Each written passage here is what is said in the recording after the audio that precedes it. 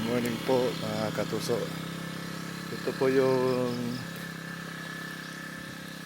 dinaanan natin noon ng glass cutter.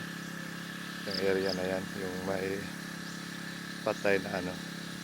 Ito. Isang linya na to. Tapos yan, hindi pa yan. Ganyan kalago yung ano. Yan, ito. Ito. Tapos, yan naman yung pupunta riyan natin. Hanggang dyan sa may ano, puno ng yung sa puno na yan.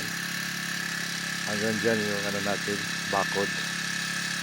Tapos kung nakikita nyo yan, yan, hanggang dyan may sapa din yan. Hanggang dyan yung ano natin property. So ganyan ka ano, kasukal. So ito yung ano natin, glass cutter. Mag-glass cutter tayo ngayon. Tingnan natin kung matatapos natin ito ng 2 araw. Sobrang sukal ko yan mga katuso. Yan o. Pero konti na lang to. Konti na lang to. Ayan. Yung nauna doon, ayan, tumutubo na naman. Kaya konting ano na lang tiis.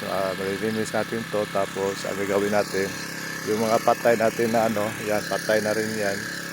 Na mangga. Mag ano tayo.